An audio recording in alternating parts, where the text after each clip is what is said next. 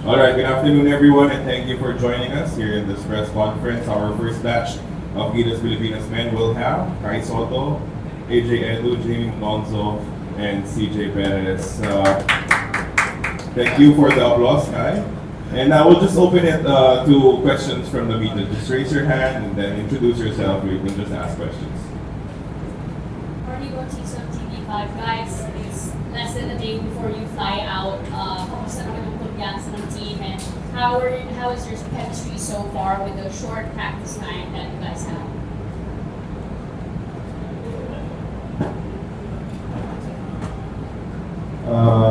Ano naman, kumpiyansa naman kami in terms sa chemistry. Kasi nagkasama naman kami sa World Cup, sa SEA Games, sa Asian Games. So, sa chemistry, madali lang, pero yun nga, meron kami short term lang yung preparation. Kaya, ayun, we're making the best out of it yung rest namin.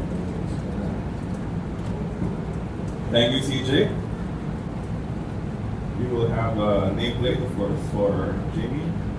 Again, questions from members of the media, just raise your hand. We will hand you over the mic for Venderado.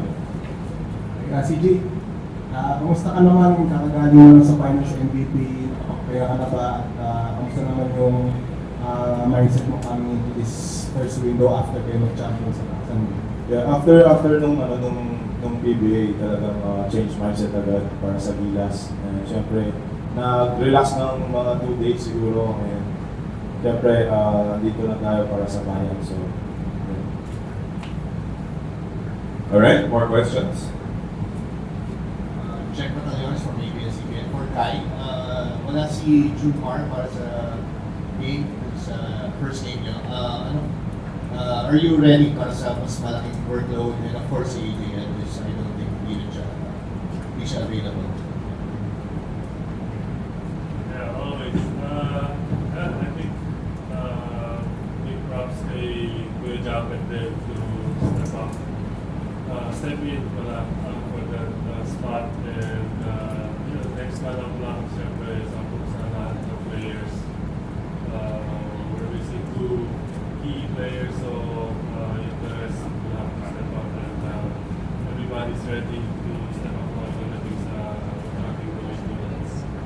Kaya I'm confident sa team namin. More questions? You only have them for 15 minutes, so... Rafael Banday, LPTV4. My question is also for Kai. Nung huling beses na na-interview kita before yung All-Star game ng B-League, sabi mo isa sa mga pinaka-excite mo about being part of Gilas is being able to play under Coach Tim Cone. So ngayon, meron na kayong ilang practices. How's the experience so far? Sobrang madami ko na natutunan ni Coach Tim. Kahit dati pa yung dad ko naging player ni Coach Tim, and dami ng story. Really good stories about Coach Tim, and ako na witness ko siya ng player na ako under him, and yun, so madami ko natutunan, and I think lahat kami sa short period of time, ang daming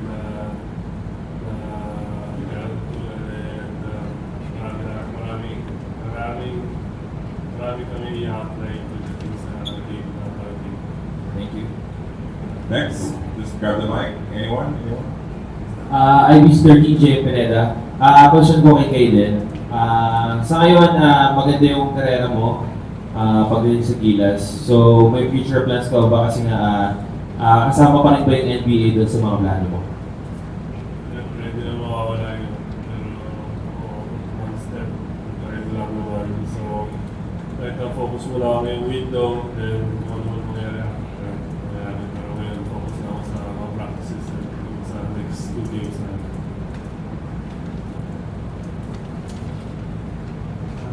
Ivan Swing, my question is for AJ Edu. Any updates on in the build-up for the qualifiers of Hong Kong? Yeah, so for me, I'm going to be out of this window because of my meniscus injury, but I'm due to recover hopefully in a month or 2 and finish out my season in the B League, and then I'll be good to go for the OQTs, but for this window, I won't be a part in terms of playing. But really blessed to have the opportunity to still be out here and support the team and just learn the system and what Coach Tim has envisioned for this squad. Thank you. Next question. Jamie, I have a question for you. You were going up against CJ in the semis of the Commissioner's Cup. Now, what does it feel like to have him in your team again? It's a good feeling, I guess.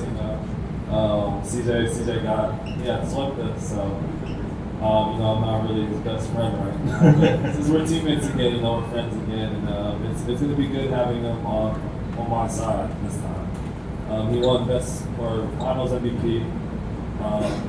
He was one of the best players in the conference, if not the best player, and it's going to be nice having him on the side for sure. All right, next questions. Mike there. On this side. Good afternoon, Kai.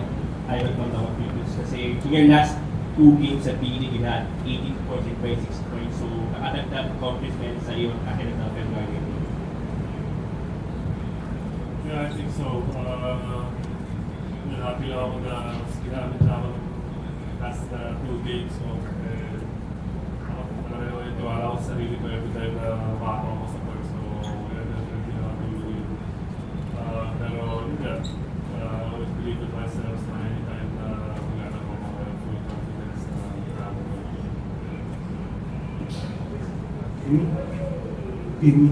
You had a scary fall in your last game conference. So how was your recovery, and were there any concern that you were going to make it here in the first game? Yeah, it was just something, I just sort of take a couple of weeks off and just rest.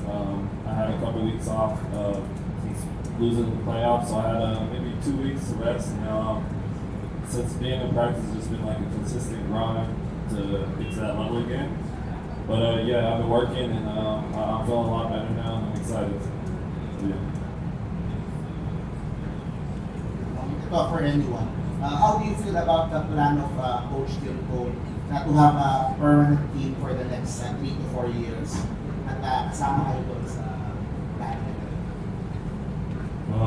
For me personally, when Coach Tim called me and told me about the plan that he had, I was just really excited. I think, it's following suit of what other teams have done in the past, namely Iran, and we've seen how successful that model has been. So just really, excited for what's going on. I think we've got a good group of players, some veterans, and also some guys that we're building for the future with. So just really excited for what's to come. For CJ Perez, Kate from Spindle PH. Just want to ask, before CJ, isa ka sa mga bata sa Gilas, ngayon isa ka na sa mga kuya nila, sa mga veterans. Can you talk about how much you've grown being part of this team?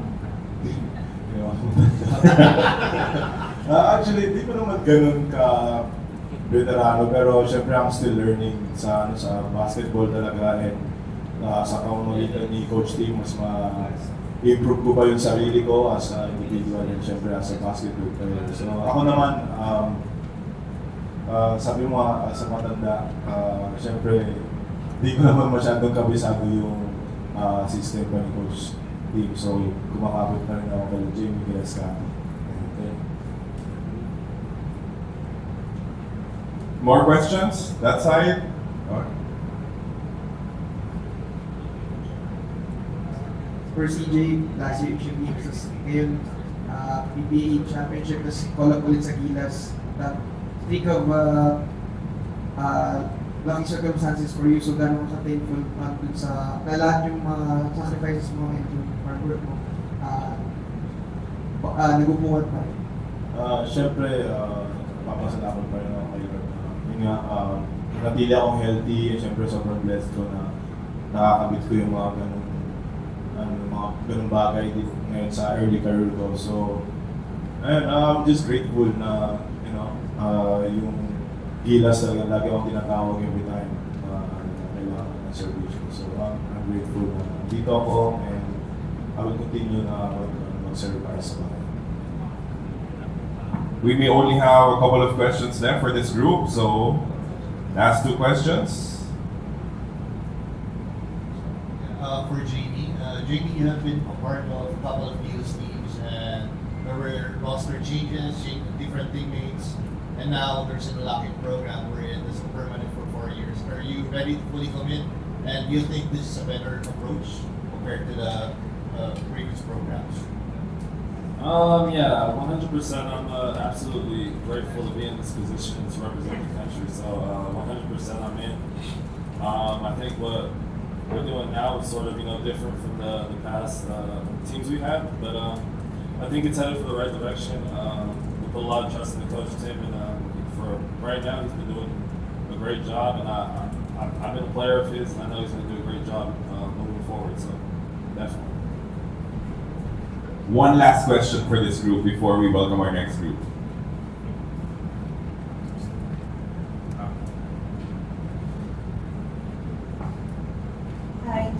I'm Ria from Gilas Pilipinas Law Schools. Jamie and CJ. Justin Brown is back, and you'll be playing with him here in the national team. How are you feeling? Really well. I'm on a team, my club team with Justin, and you definitely feel his presence not having him. So just to be able to say he's back, back in the country, back playing again, back playing for Gilas, it's an amazing feeling. It's amazing to have him back. I'm sure everybody at home is just absolutely excited to have him back. So definitely gonna be a good feeling. Let's see, John. Yeah, sobrang saya namin na makabalikan si Justin. And syempre, malaking bagay siya dito sa program ng Gilas talaga. And syempre, malaki yung nai-contribute niya dito sa nakarang Asian Games, and hopefully dire-diretso yung panalo. All right, thank you everyone. Thank you to this group, guys. Sotto, AJ Edu, Jamie Malonzo, and CJ Perez. Thank you guys. And we will have our next set of players coming up right after.